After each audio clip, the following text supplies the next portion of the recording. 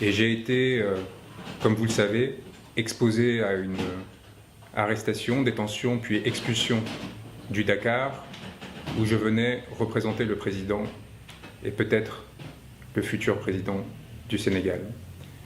Dans ces circonstances assez extraordinaires par lesquelles un avocat est empêché de défendre un client qui, comme on le sait, fait l'objet d'une persécution extraordinaire depuis un certain nombre d'années, qui vise à l'empêcher d'incarner l'espoir d'un peuple en flammes, qui, depuis un certain nombre d'années, souffre de violence, de désespoir économique et surtout d'une corruption endémique que M. Sonko dénonce dans son pays.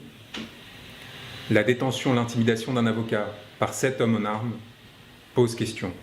À peine sorti de l'aéroport, avec une véhémence toute particulière qui visait à éviter probablement que des passagers se solidarisent et dénoncent ce qui était en train de se passer, l'on m'a saisi mon passeport, l'on m'a exigé de rendre mes appareils électroniques et de les suivre dans une cellule où il m'a été annoncé que je serais interdit de territoire du fait de ce que je pensais.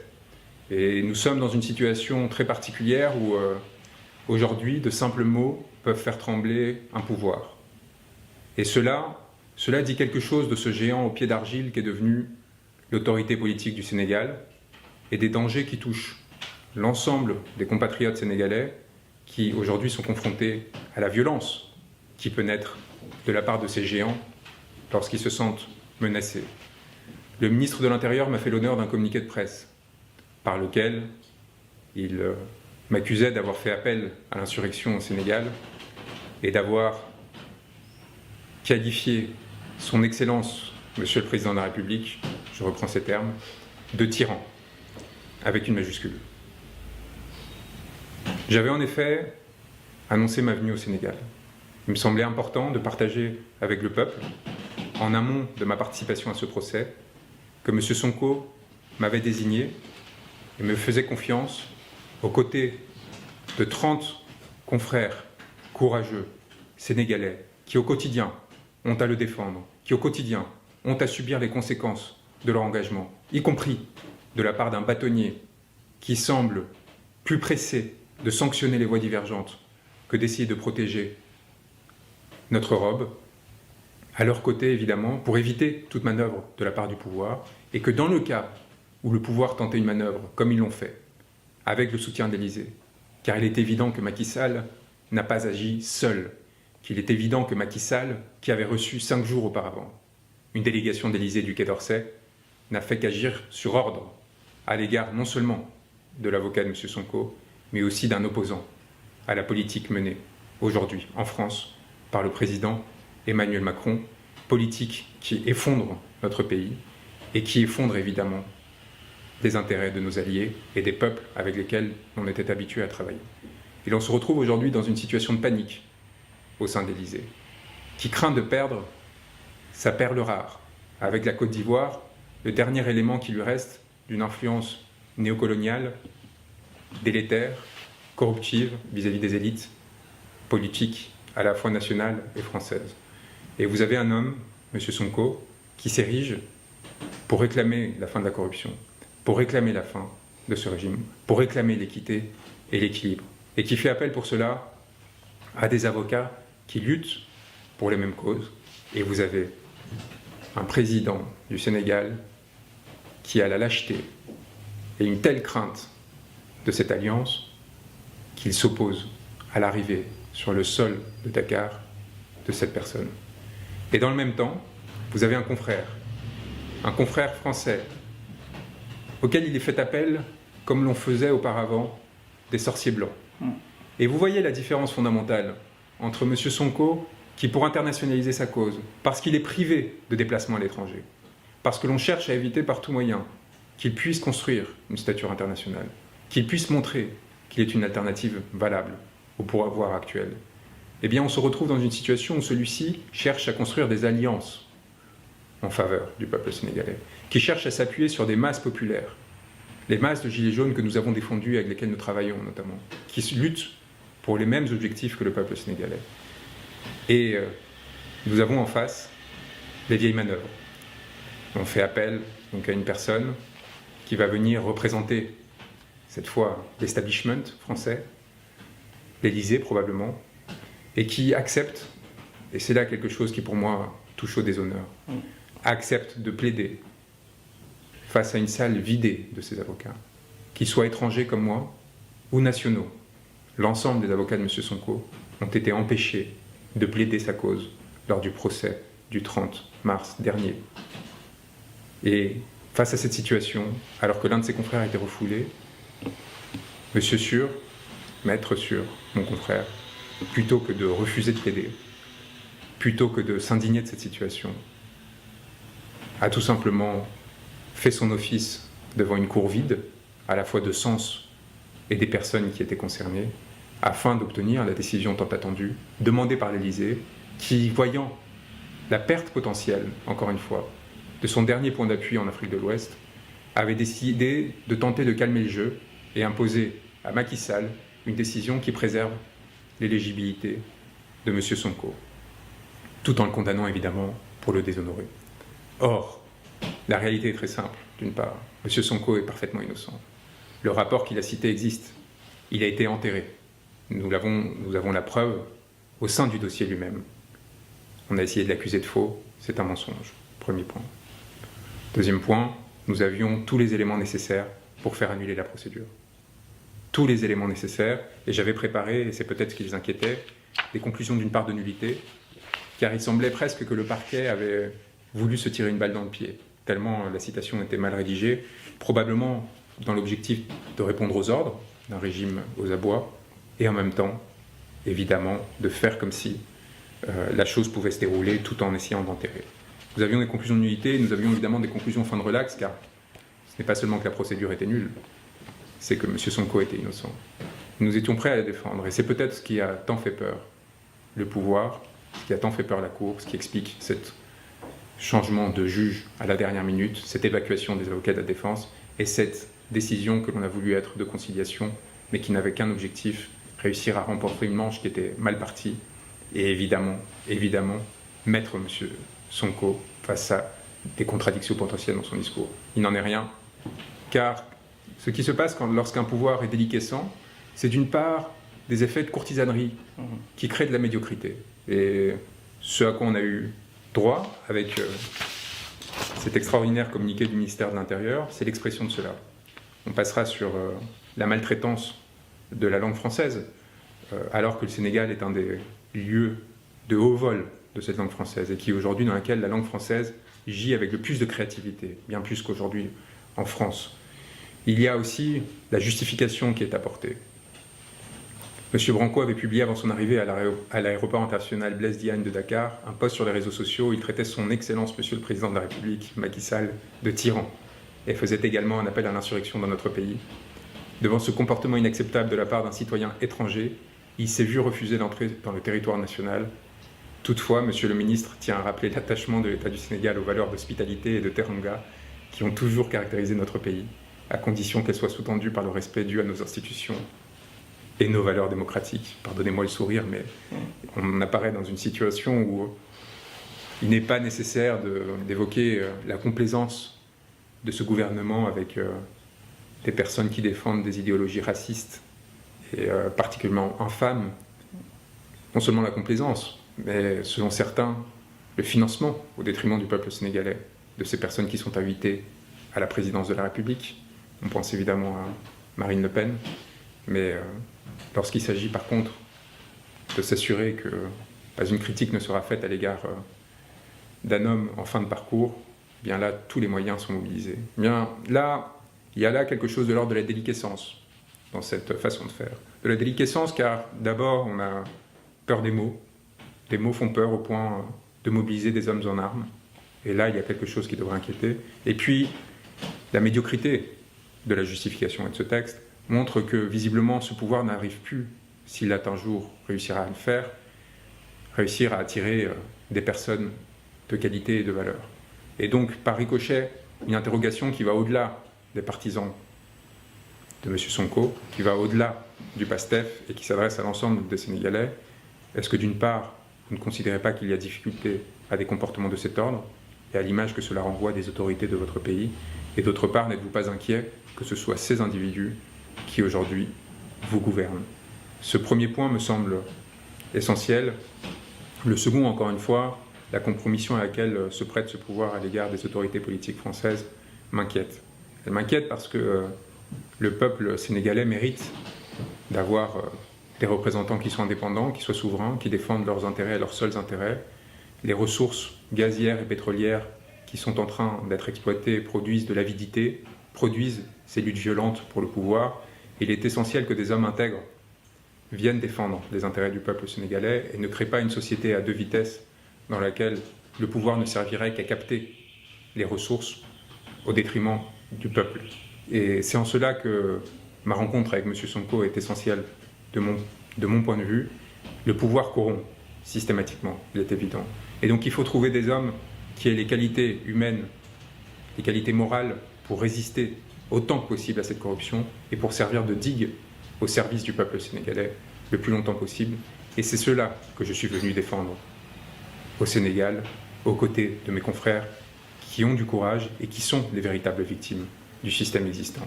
Ne l'oubliez pas, ce qui m'est arrivé n'est rien. Et lorsque je me suis retrouvé dépourvu de moyens de communication, enfermé, menacé par ces individus, ma crainte, mon inquiétude n'était pas pour moi, mais pour ceux qui, à Dakar, s'apprêtaient à rentrer dans cette salle d'audience, s'apprêtaient à défendre M. Sonko, et par ricochet pour tous les Sénégalais qui étaient prêts à entrer en résistance pour défendre cette personne qui portait ses intérêts. C'était la crainte de la violence, la crainte de la répression que ces actes pouvaient préfigurer.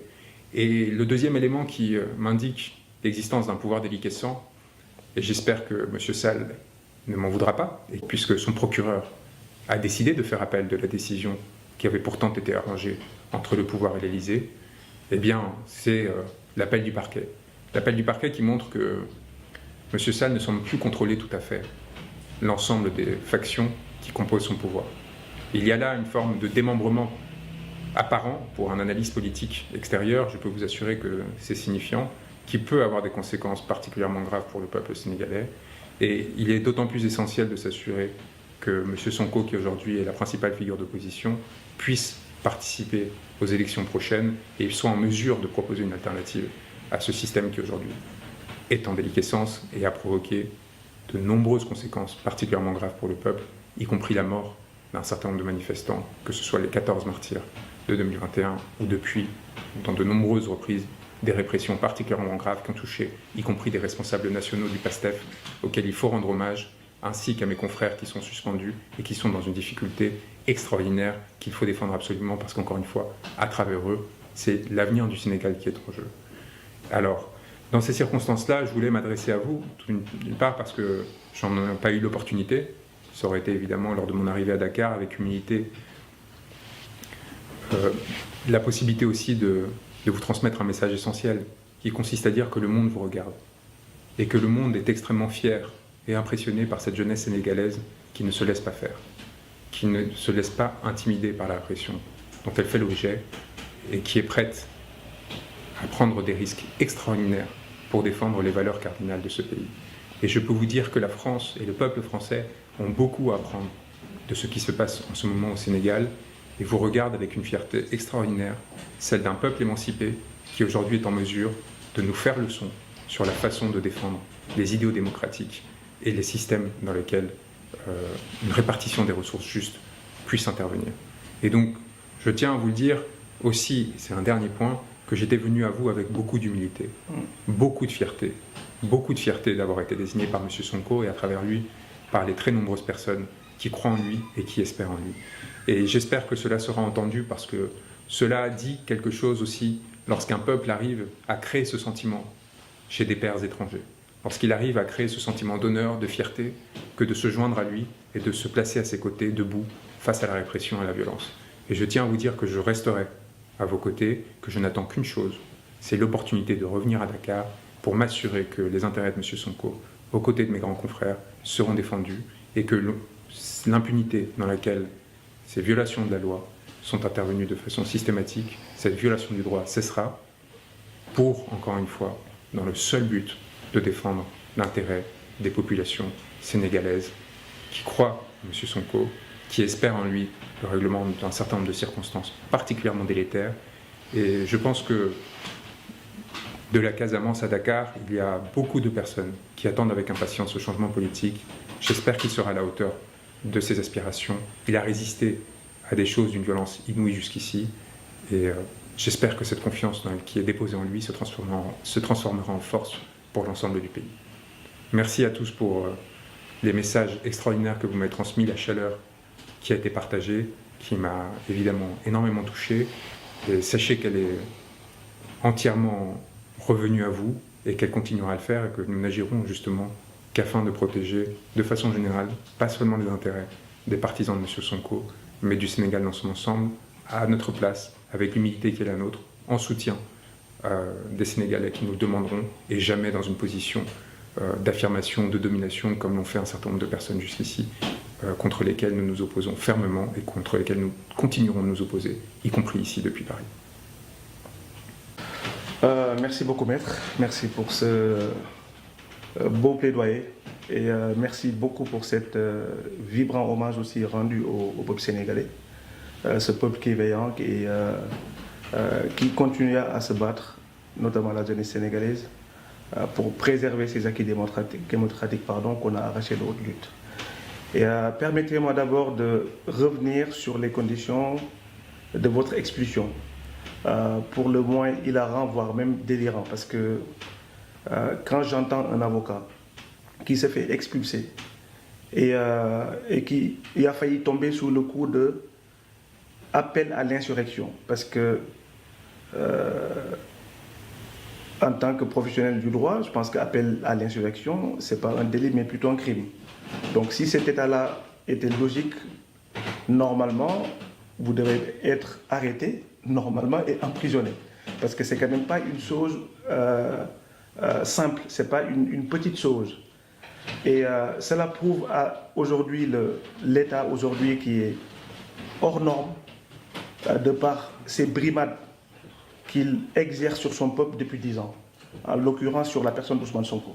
Je pense que vous avez vu, en foulant le sol du Sénégal, d'avoir un petit aperçu de ce qu'est la dictature que les Sénégalais sont en train de vivre depuis maintenant quelques années, et qui est exercée sur un seul homme, qui a juste un seul défaut, c'est de vouloir briguer un troisième mandat, et de vouloir stopper un système qui est là, un système avilissant, un système qui est en train de piller les ressources naturelles, et qui est capitalisé sur un certain nombre de personnes et qui ne compose pas la majorité des Sénégalaises.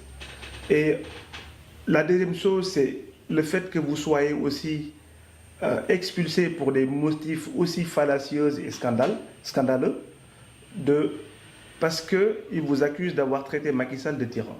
Oui, Macky Sall, c'est un tyran. Parce que quand on voit au Sénégal aujourd'hui que toutes les libertés sont restreintes, toutes les libertés au Sénégal sont restreintes. Il y a la liberté de la presse. Des journalistes, en 2023, sont emprisonnés au Sénégal. Les libertés individuelles sont restreintes au Sénégal. Je pense que vous en êtes aujourd'hui le parfait exemple, parce que le fait juste de faire un post Facebook qui vous a valu, au-delà des motifs fallacieux que le gouvernement a voulu en tout cas faire croire à l'opinion, prouve à souhait qu'on est dans un régime dictatorial. Maintenant, pour en revenir à ce procès, parce qu'on parle aussi à l'opinion internationale, il est bien de contextualiser un peu pourquoi on est là. Parce qu'on parle de procès de diffamation. De quoi s'agit-il? Je pense que tous les Sénégalais aujourd'hui en ont fait une religion.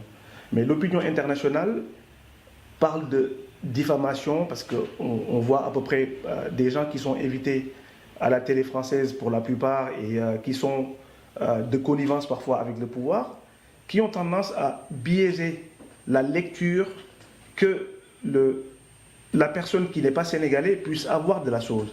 Et ça, c'est hyper important qu'on recontextualise un peu pourquoi on est là aujourd'hui. On a un ministre à qui on avait confié une mission, un projet d'envergure, qui avait pour but d'éradiquer le chômage des jeunes.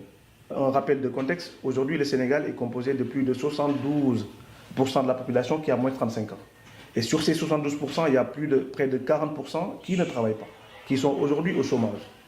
Donc, ce projet-là était destiné, un projet, encore une fois, qui est à hauteur de 40 millions d'euros, était destiné à réduire le chômage des jeunes avec un projet d'envergure, un projet d'investissement qui était pour construire ce qu'on appelle des domaines agricoles communautaires, histoire d'éradiquer le chômage des jeunes.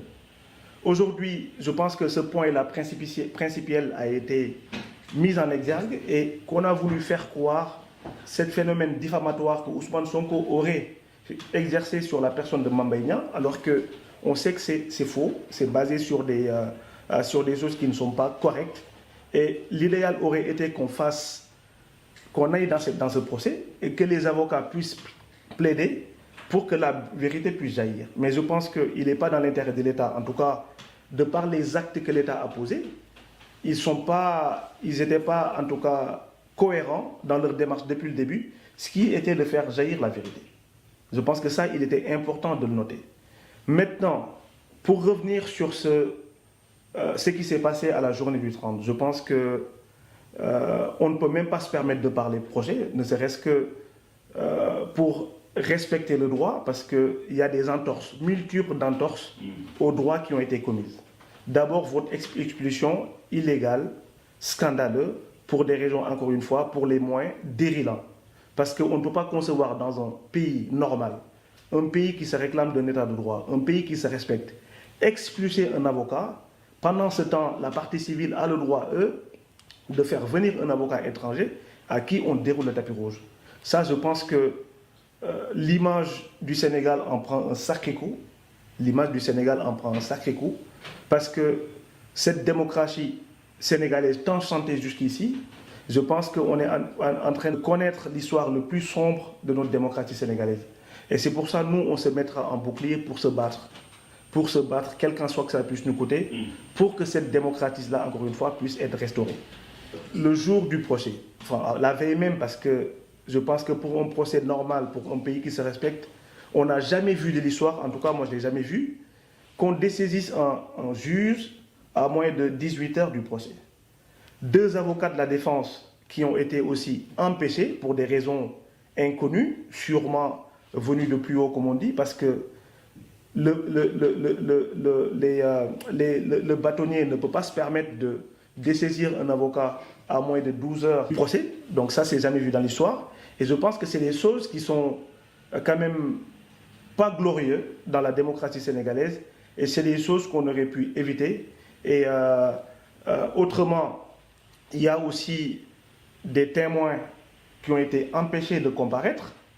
Parce que je rappelle que sur cette histoire-là, il y a une personne qui s'appelle Brahim Seck de la société civile qui a écrit un livre entier pour dénoncer ce carnage à hauteur de 36 milliards de francs CFA, pour lequel je pense qu'il n'a été ni poursuivi, ni fait l'objet d'aucune condamnation. Et personne, ni Mame Mbaye Niang, ni les ministres aujourd'hui de Macky Sall qui étaient de l'autre bord à l'époque, qui avaient même dénoncé ce scandale-là. Aujourd'hui, il faut savoir que le dénominateur commun de tout ça, maître, c'est que c'est l'obsession de Macky Sall de vouloir briguer un 3e mandat. Donc les libertés, encore une fois, y passent. Donc on restreint toutes les libertés. Aujourd'hui au Sénégal, il y a des arrestations arbitraires et abusives, surtout quand on est membre de PASTEF ou sympathisant de PASTEF, ou on soupçonne même d'avoir des accointances avec le parti PASTEF. Ça, c'est quelque chose qu'il faut dénoncer.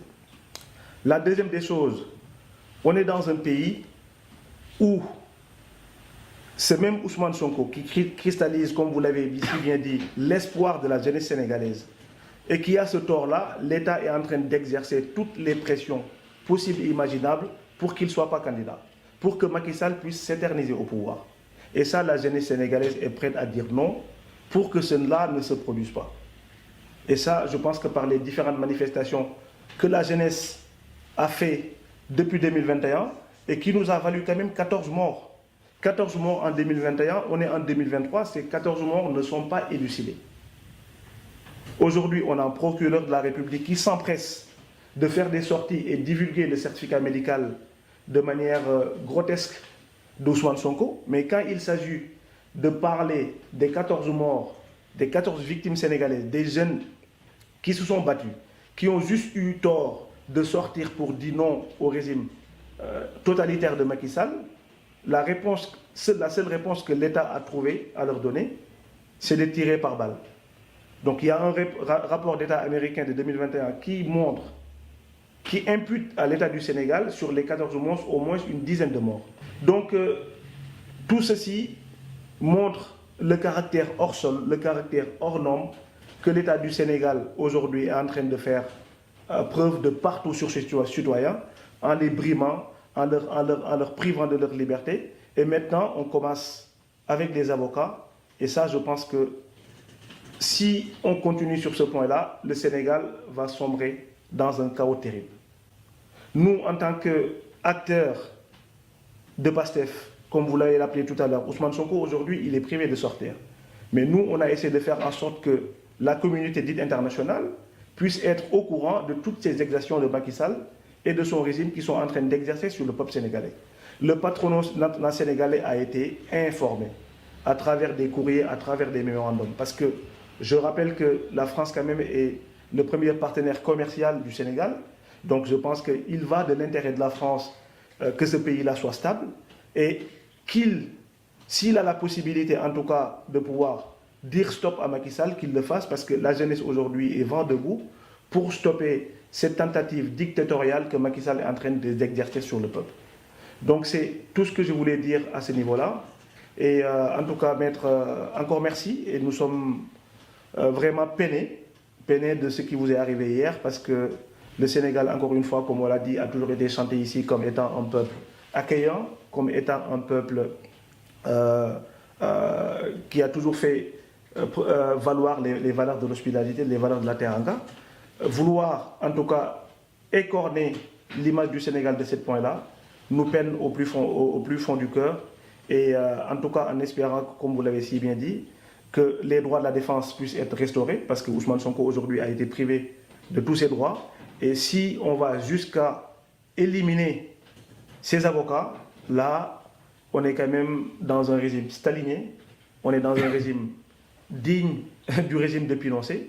Et ça, le peuple sénégalais, en tout cas, particulièrement la jeunesse, après les 14 morts depuis 2021 qui ne sont pas élucidés, on a 500 personnes aujourd'hui qui croupissent dans les geôles de Macky Sall de manière injuste. En 15 jours, 500 personnes, 500 jeunes sénégalais ont été arrêtés de manière arbitraire, ont été arrêtés injustement parce qu'ils ont voulu juste faire valoir leur droit de manifester. Et aujourd'hui, à qui on colle des motifs fallacieux, des motifs scandaleux, d'appel à l'insurrection et d'atteinte à la sûreté de l'État. Comme Maître a failli en tout cas en être victime hier.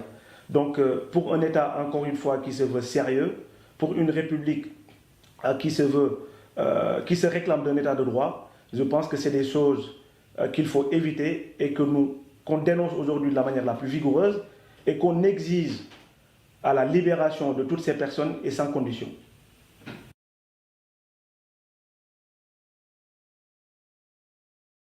réew dafay toll à des moments historiques moment historique boobu la ñu toll dafa am moment yoo xam ne le peuple doit prendre son destin en main yeneen réew yi ko gënuñu